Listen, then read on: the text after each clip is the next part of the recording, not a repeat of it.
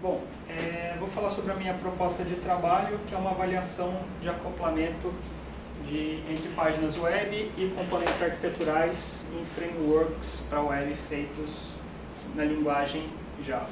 Tá? Vou falar rapidamente sobre a motivação, falar um pouquinho sobre o que são esses frameworks e o que nos leva a analisar, qual o objetivo desse trabalho, a forma como a gente vai fazer, que é através da mineração de repositórios, falar sobre um estudo preliminar que a gente já fez e o que a gente pretende fazer no escopo dessa proposta daqui para frente. Tá? A nossa motivação dentro desse trabalho bom, acoplamento é um problema que vem seguindo a engenharia de software desde o começo. Na verdade, mal pode-se falar que é realmente um problema, é uma coisa que é inerente ao software. Todo software ele vai ter algum nível de acoplamento e ele tem que ser gerenciável. Mas apesar disso, existem formas de lidar com esse acoplamento, arquiteturas e tudo mais, mas ainda assim a gente vê muitas dúvidas, muitas coisas na indústria, como a gente pode ver com algumas perguntas aí retiradas do Stack Overflow, sobre como esse acoplamento se dá, principalmente em frameworks web, qual framework tem que ter uma característica melhor ou pior em relação a esse acoplamento. Falando rapidamente de acoplamento. Acoplamento é algo que acontece entre os componentes do software, é uma coisa inerente, qualquer software que tenha mais de um componente vai ter acoplamento. Não adianta eu fazer um software grande com um componente só também, porque aí eu não vou ter coesão. E ele vai ocorrer de uma forma ou de outra. O importante é que a gente mantenha o acoplamento num nível gerenciável, porque o acoplamento ele é uma dívida técnica ali que vai crescer de forma exponencial durante a evolução da aplicação, e essa dívida pode acabar levando a altos custos de manutenção, ou até mesmo a obsolescência precoce do software. Então, já que a gente não pode acabar com o acoplamento, a gente tem que gerenciar. Como que a gente gerencia? Através de boas práticas de desenvolvimento, boas práticas de arquitetura, que nos permitem manter o acoplamento ali dentro de um limite para as nossas aplicações, para o nosso desenvolvimento. Tá? Uma dessas formas de se trabalhar, é trabalhando com a arquitetura do software, e uma das maneiras mais comuns é trabalhando com arquiteturas de camadas. Tá? Aqui eu tenho um exemplo aí. Não é exatamente como funciona a arquitetura MVC, mas seria mais ou menos como que a gente poderia dividir. Tá? Qual que é a ideia dessa divisão por camadas? Dividir os componentes do software de acordo com as suas responsabilidades ou algum outro critério que faça sentido, agrupar essas camadas e dar certas restrições arquiteturais para esses componentes, para não permitir que eles criem um acoplamento desregrado que vai crescer de uma forma exponencial aí dentro da aplicação. Tá? Essa arquitetura de camadas ela é muito interessante, porém ela é difícil de manter e com o tempo ela pode acabar, se as restrições arquiteturais não forem respeitadas, o acoplamento pode surgir de qualquer jeito. Mesmo o acoplamento entre componentes dentro de uma mesma camada pode chegar a níveis ingerenciáveis. Tá? Qual que é a forma que a gente teria para lidar com esse problema, então? Uma das formas sugeridas aí na literatura e mais adotadas é através do uso de frameworks. Frameworks são o quê? São componentes de software, são sistemas de software, na verdade, incompletos, tá? Que permitem a quem usa os frameworks reaproveitar código, mas não apenas código como no sentido de uma orientação a objetos ou uma programação estruturada. Reaproveitar também o design das classes, a arquitetura dos sistemas. Então essa é uma das propostas aí por trás dos frameworks. Tá? Até um dos artigos aí iniciais aí nessa parte de frameworks do Ralph Johnson coloca lá em 1997 um título que é até bem sugestivo, frameworks igual a componentes mais padrões, ou seja, como padronizar, como ter boas práticas ali dentro do software que permitam organizar os componentes e reutilizar os componentes. Tá? Bom, já que o acoplamento é algo de certa forma inevitável e a gente tem que gerenciar, e os frameworks são uma forma de gerenciar, a gente chega aí a um ponto crítico aí que leva à motivação do nosso trabalho. A gente tem frameworks web, vários existentes por aí, e esses frameworks eles são formas de reaproveitar a arquitetura, de reutilizar a arquitetura e diminuir o acoplamento, melhorar a manutenibilidade do software. Porém, a gente sabe que eles melhoram, mas a gente não sabe de que forma diferentes arquiteturas desses frameworks melhoram e como elas se comparam. A proposta do nosso trabalho é justamente analisar essas arquiteturas e analisar como elas trabalham com esse acoplamento num escopo específico das páginas web que a gente vai ver um pouquinho mais adiante. Tá? Queria falar rapidamente sobre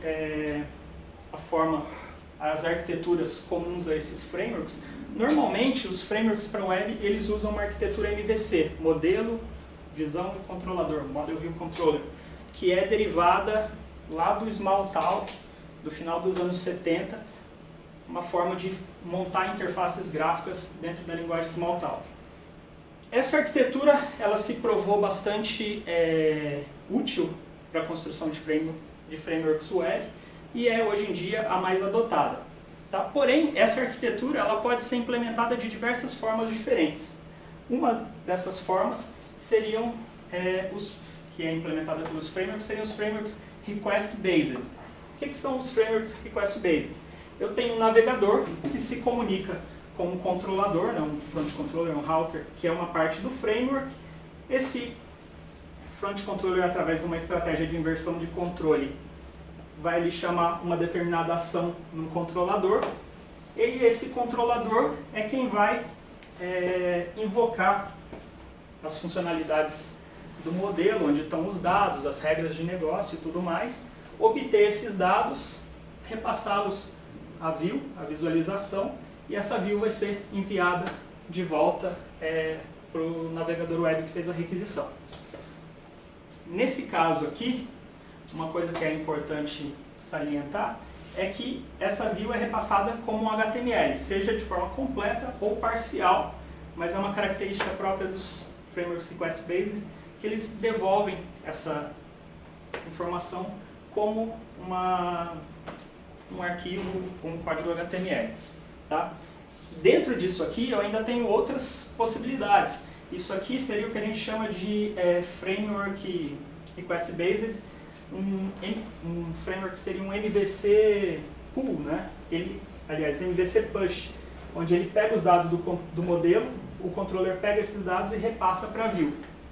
Eu ainda tenho outras formas de implementar essa arquitetura, onde a própria view obtém os dados do modelo, onde ela toma essa iniciativa de pegar os dados do modelo, mas através do modelo que foi repassado pelo controller. Então, ainda aí dentro eu tenho outras formas de implementar. Tenho vários exemplos, struts, Spring, MVC, que utilizam esse tipo de abordagem. Tenho a abordagem component-based. Essa abordagem component-based, que é implementada por frameworks como Java Server Faces, Prime Faces, Seed Faces, ela é MVC também, mas ela é ligeiramente diferente. Por quê? O navegador faz a requisição, essa requisição chega para esse front controller que é implementado pelo framework, esse front controller vai invocar a view e a view vai lidar com o modelo, com as regras de negócio, com a persistência para devolver essa resposta em HTML. Ela é component-based, por quê? Porque em geral a view é composta de vários componentes, esses componentes têm uma representação no servidor que é sincronizada de certa forma. Eu tenho uma representação também desses componentes no cliente. Esses componentes iniciam as requisições para o servidor, a representação deles no servidor é atualizada, e então essa resposta em HTML sincroniza esse componente do cliente. Tenho ainda os Rich Internet Application, que são muito parecidos com o Request Based, mas tem uma ligeira diferença. Aqui eu tenho uma aplicação em JavaScript que trabalha dentro do cliente. Essa aplicação faz requisições usando formatos como JSON ou XML para o front controller. Aqui o processo entre o controller e o modelo é bem similar, mas ao invés de eu ter uma view aqui que é repassada para o cliente, eu tenho ali um componente que vai fazer a formatação dos dados obtidos do modelo em formato XML ou JSON, que é repassado para a aplicação JavaScript, e essa então vai fazer a visualização lá no cliente. Bom, dentro desse contexto, qual o nosso objetivo? A gente quer fazer um estudo comparativo do acoplamento entre páginas web, ou seja, entre a visualização das aplicações que utilizam diversos frameworks Java, a web, para ver como mudanças nas páginas, mudanças nessa visualização afetam os componentes da arquitetura dos frameworks.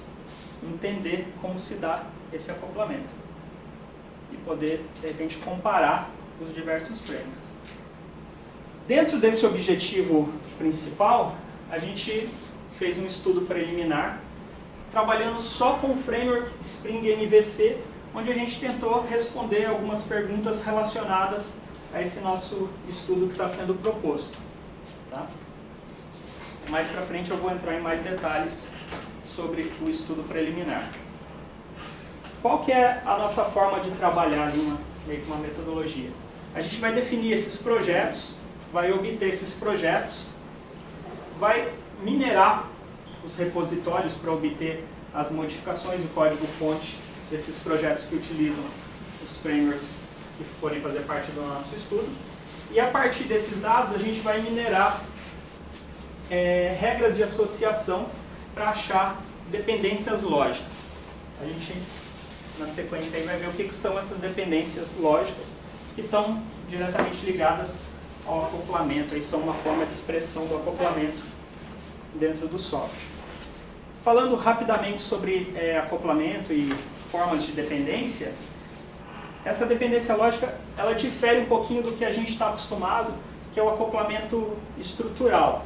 Tá? O acoplamento estrutural é aquele acoplamento que se dá quando uma determinada classe, um objeto, utiliza um outro determinado objeto, utiliza recursos desse outro objeto, invoca métodos, lê propriedades, passa como parâmetro. Isso é um acoplamento estrutural que eu tenho dentro do meu software. Esse acoplamento é o que a gente está acostumado a ver, são dependências fáceis de identificar por meio de análise estática do código-fonte. A gente pega o código-fonte, lê aquele código-fonte, interpreta e consegue entender que classes se relacionam, são dependentes de quais classes. Porém, além desse acoplamento que a gente está acostumado a ver, eu tenho outros 3 tipos. Eu tenho o acoplamento dinâmico. O acoplamento dinâmico ele é um acoplamento que a gente não consegue ver através da análise estática. Por quê? Ele só se dá em tempo de execução. Ele só é realmente identificável em tempo de execução. Pode ser porque eu estou usando uma linguagem com tipos dinâmicos e eu não sei exatamente qual tipo concreto numa variável que eu estou utilizando em tempo de compilação, de interpretação, só vou saber disso em tempo de execução. Ou pode ser, como aqui no caso, uma linguagem com tipagem estática, pelo uso de técnicas como polimorfismo, onde eu tenho várias implementações para uma interface ou para uma classe abstrata, e essa dependência ela só vai se dar realmente em tempo de execução. Tá?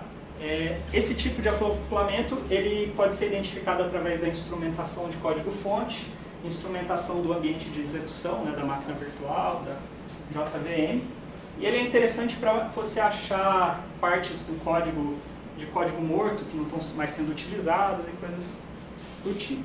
Além desse, eu tenho o acoplamento semântico. O acoplamento semântico é um acoplamento que se dá entre componentes que tem um papel, que tem uma função similar dentro da nossa aplicação. Supondo, por exemplo, os controladores, um controlador pode não fazer referência direta ao outro, mas podem ter características de um controlador ou outro que, quando alteradas em um controlador, também precisam de alterações nos outros controladores, como se fossem cross-cutting concerns, né, do programação orientada a aspectos. Por exemplo, um modelo, se eu troco lá a representação de um valor monetário, se eu mudo a precisão daquele valor, essa informação pode não me gerar ali um erro de compilação. Porém, outras classes talvez eu precise também, que tem papel relacionado, talvez eu precise mudar também essa representação, e isso só vai aparecer, de repente, como um bug lá na frente. Isso aqui a técnica mais usada hoje em dia para achar esse tipo de acoplamento é a análise léxica, onde a gente pega o código-fonte, vê o vocabulário das classes, dos componentes e correlaciona ali eles por essa característica, né, pelo vocabulário. Por fim, a gente tem o acoplamento lógico, ou evolutivo, que é o que a gente vai trabalhar dentro desse projeto. O que é esse acoplamento lógico? Eu tenho lá o ciclo de vida, a evolução do meu projeto, eu tenho lá todo o ciclo de desenvolvimento dele, e hoje com sistemas de controle de versão, a gente tem uma facilidade para olhar para determinadas alterações naquele projeto e ver que alterações foram feitas juntas, né? O que muda junto. E a partir dessas mudanças que ocorrem ao mesmo tempo, a gente pode minerar ali, achar determinadas regras de associação que dizem, bom, se tal componente muda, existe uma probabilidade muito grande do outro componente mudar.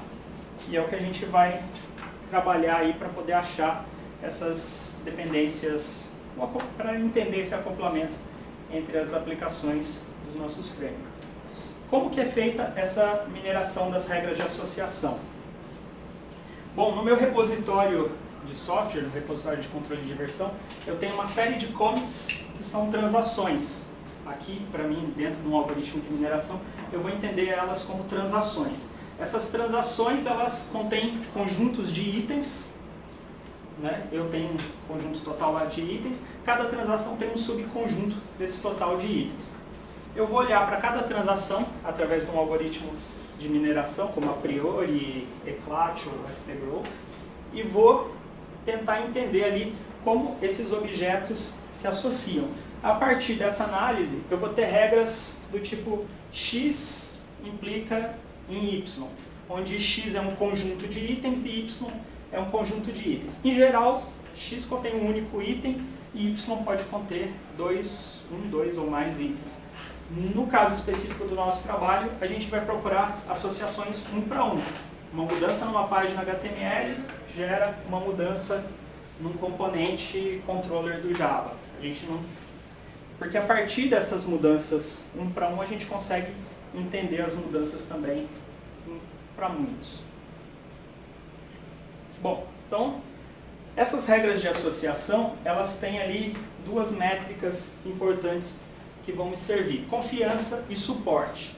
Tá? O suporte, o que seria? Dentro de um conjunto de transações lá, onde eu tenho uma regra, mudança no HTML implica em mudança no Java, eu vou ter um suporte que é o número de transações onde esses dois itens acontecem sobre o número total de transações. Então, é uma razão ali entre o número em que isso aqui acontece, dentro do total, vai me dizer o quão comum é essa regra dentro do meu conjunto de transações. E suporte de HTML para Java e Java para HTML é a mesma coisa, o valor vai ser o mesmo. E a outra regra que eu tenho, o outro valor que eu tenho para minha regra, outra métrica, seria a confiança. Essa muda de um lado para o outro. Por quê? A confiança de HTML implica em Java seria o número de transações em que HTML e Java ocorrem sobre o número de transações em que HTML ocorrem. Então, essa relação ela vai me dar a força daquela regra de associação. Então, dentro ali de um número X de vezes em que HTML mudou, em quantas dessas vezes Java mudou junto. Isso me dá uma certa noção da força dessa associação. Bom, falar rapidamente do estudo preliminar agora, onde a gente usa todo esse arcabouço aí que eu falei. Esse estudo foi realizado em cima do Spring MVC, tá? Foram 114 projetos que a gente usou para fazer esse estudo. Então foi um estudo feito de forma automatizada, através de mineração de dados, para responder aí 3 perguntas de pesquisa que a gente definiu. Como que eu selecionei esses projetos? Na verdade, eu utilizei um dataset já existente, da tese do Maurício Anishi na USP, onde ele fez um trabalho sobre componentes arquiteturais e ele fez uma análise desses componentes dentro do framework Spring. Então ele tinha lá 120 projetos que obedecem algumas características, tem que ter mais do que 500 commits, mais do que 10 componentes arquiteturais, e a partir desses dados eu montei aí esse estudo preliminar. Quais são as minhas questões? Então a primeira questão, que é talvez a que esteja mais relacionada aí ao objetivo do estudo final mesmo, da proposta que a gente está fazendo, é quais componentes arquiteturais do framework Spring MVC são mais sensíveis às mudanças nas páginas web.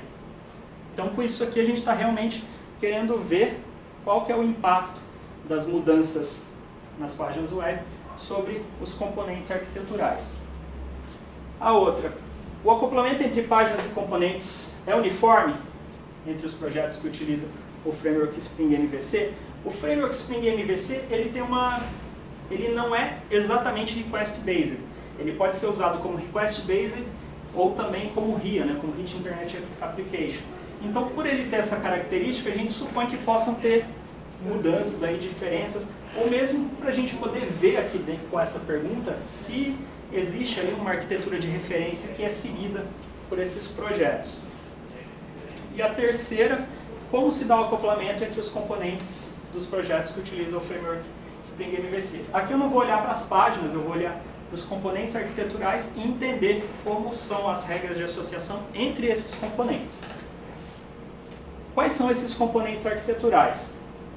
Eu tenho lá então os controladores, as entidades, repositórios, serviços e componentes. Controller, dentro das aplicações desenvolvidas com Spring MVC, é o único componente realmente necessário, obrigatório que existe. Os outros podem ou não existir dependendo da aplicação. Para que serve cada um deles? O controlador é quem recebe ali as requisições, trata essas requisições passando para o modelo e vai gerar as views ali a partir desses dados do modelo, né, das visualizações.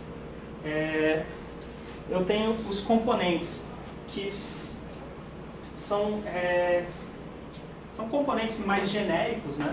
Eles servem para encapsular dados, a lógica da aplicação, por exemplo, os dados de um formulário que é repassado à aplicação, coisa do tipo. Eu tenho serviços onde são implementadas as regras de negócio da aplicação. Tenho os repositórios onde é implementada a lógica de persistência, o acesso ao banco de dados ou o que for. E tenho as entidades que são representações dessa persistência. Se aqui no repositório eu tenho realmente o acesso a dados, onde são feitas consultas SQL e tudo mais, nas entidades eu tenho como se fossem representações ali, ORM, das tabelas do banco de dados. A gente vai comparar o acoplamento das páginas web com esses componentes aí que fazem parte da arquitetura do Spring MVC. Como que eu acho esses componentes? Através de anotações, que foi a técnica usada pelo Maurício Anishi na tese dele. Através dessas anotações eu identifico no código da aplicação qual é o papel arquitetural de cada classe. Tá? Aqui rapidamente, só para vocês terem uma ideia do número de vezes que esses componentes aparecem dentro do total de transações dos 114 projetos. Então eu tenho lá 117.551 transações, tá? Tenho ali controller, de longe o que aparece mais nessas transações, service na sequência, e eu tenho aqui também um grande número de classes que não estão anotadas, que a gente não identifica o papel arquitetural delas. O que são páginas web? Tá? Isso, apesar de ser uma pergunta até meio boba, a gente precisa dar uma olhada com cuidado nisso dentro desse estudo. Quando eu olho para esses meus 114 projetos e falo, bom, páginas web são arquivos HTML ou arquivos HTML, eu não cubro todo o escopo de projetos. Eu tenho ali 89 projetos que têm esse tipo de arquivo. Aí eu falo, bom, então arquivos JSP são páginas web, ou JSPX. Eu também não cubro, são 97 projetos que têm arquivos JSP.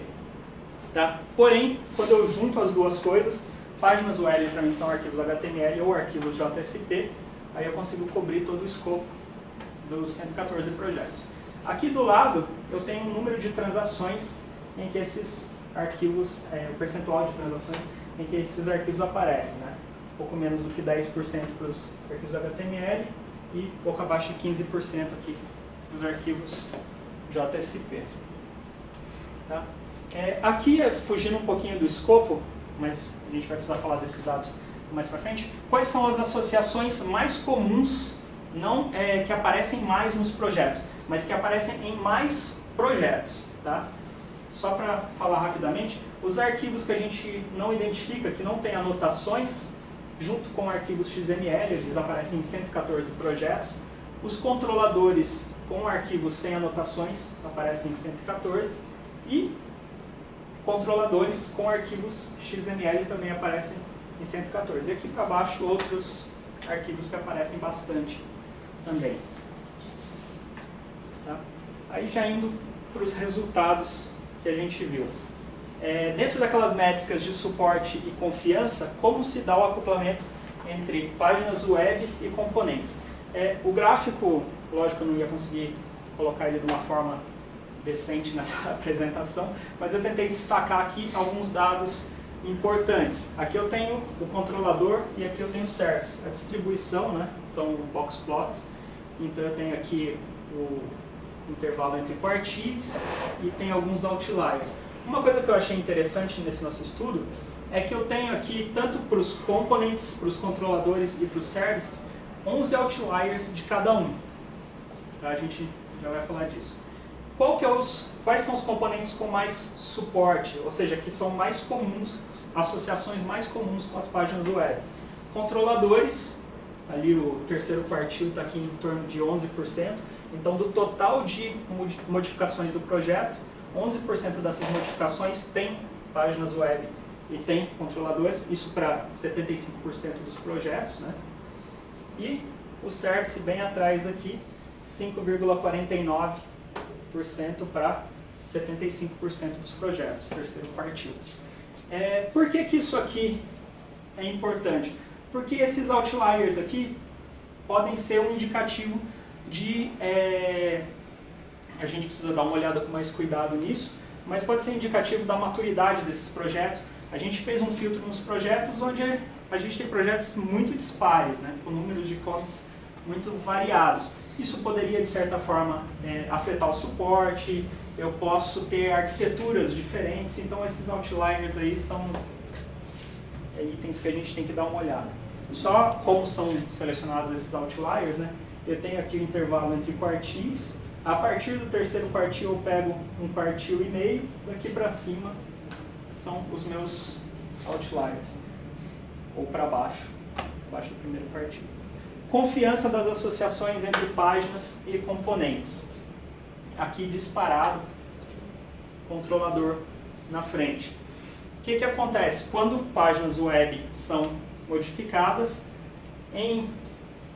aqui de 16 a 51% das vezes, né, dependendo dos projetos aí, eu tenho modificações também nos controladores. Algo que já é meio que esperado, afinal, na arquitetura de referência, o controlador é o cara que está ali de frente para a página web. Tenho também um grande número de modificações nos serviços associadas às páginas web aí, que podem indicar que as modificações nessas páginas levam a mudanças nas regras de negócio ou coisas do tipo. Do suporte entre componentes. Aqui a gente vê que o service ele está na frente aqui entre os meus componentes arquiteturais. Então os três primeiros componentes aqui da minha lista, as 3 primeiras relações aqui, o maior suporte são controladores e certs, repositórios certs, entidade certs. Algo que também é meio que esperado, porque o service é realmente quem implementa as regras de negócio. E o component, que é aquele componente mais genérico, ele está lá no final da minha lista. Aí a confiança. Aqui outro gráfico aqui complicado de representar, mas aqui eu tenho antecedentes e consequentes, ou seja, X implica em Y. E aqui, só para a gente ter uma noção, eu tenho as distribuições, mas eu tentei jogar aqui a média para dar uma ideia melhor do que está acontecendo nesse gráfico. Primeiro, eu tenho aqui os repositórios. Dá para ver que os repositórios, eles têm uma média aqui de confiança de 45% quando eles são o antecedente. Ou seja, em 45%, em média, 45% das vezes que um repositório é modificado, isso leva à modificação dos outros componentes da minha aplicação. E aqui os consequentes. O service e o controller são também aqui disparados os 2 componentes mais alterados em função de alterações nos outros componentes arquiteturais.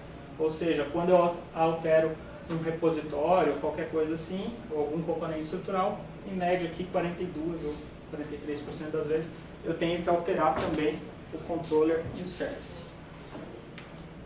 Bom, desses dados aí, o que a gente pode deduzir sobre as nossas perguntas de pesquisa? Já estourei um pouquinho de tempo. Páginas e controladores são ali a associação mais comum, ou seja, controladores realmente era esperado que eles fossem o componente mais sensível a mudanças nos projetos, e deu para a gente ver que nesse caso aí é realmente o que acontece. Essa relação ela ocorre em 92% dos projetos, ou seja, eu tenho projetos onde não tenho associação entre páginas e controladores. Tá? O suporte mediano dessa relação aí fica entre 3% e 8%, o mediano 3% e a média em 8%. E a confiança nessa associação é de mais ou menos 37%, como a gente viu lá atrás, bem acima dos demais. Ou seja, páginas realmente controladores são os itens mais mudados em função das mudanças nas páginas. A uniformidade das páginas. A gente viu que a confiança e o suporte entre páginas e controladores está um pouco acima dos demais, ou seja, não tem ali realmente alterações nas páginas não implicam em modificações em todos os componentes, mas em todos os casos, né? Isso é mais comum com os controladores. O suporte, a gente tem até distribuições bem compactas, como a gente viu lá, mas a gente tem muitos outliers ali, quase 10% de outliers de projetos que fogem a essa distribuição padrão ali de suporte. A confiança, ela tem uma distribuição mais aberta ali, mais esparsa e menos outliers. E eu particularmente acho que esses dados são um tanto quanto inconclusivos. Acho que a gente precisava dar uma olhada, porque realmente acho que, não sei se é o caso do Spring MVC, por essa flexibilidade de arquitetura dele. Isso a gente vai ter que trabalhar no Struts depois e comparar com o Struts. Ele é realmente request-based e mais nada. Mas a gente precisa ver realmente se isso aqui é tamanho do projeto, se são diferenças arquiteturais ou o quê.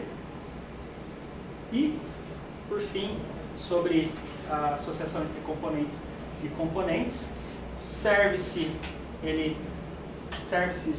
e components, aqui desculpa, eu coloquei componente, mas é component, só para diferenciar de componente, eles têm um suporte acima, ou seja, eles são mais modificados do que os outros componentes. Controladores e services são mais afetados por alterações em outros componentes, e os repositórios afetam mais os outros componentes quando são modificados. Bom, de tudo que a gente viu, o que já deu para concluir? Que a forma como a gente está detectando a arquitetura através das anotações, ela é bastante precisa, porém muito pouco sensível, a gente tem um número imenso de componentes que com certeza têm algum papel arquitetural, mas não são identificados dentro das nossas regras de associação, e a gente vai ter problemas de escalabilidade para outros frameworks, porque outros frameworks não têm essa mesma forma de entender as arquiteturas. Em relação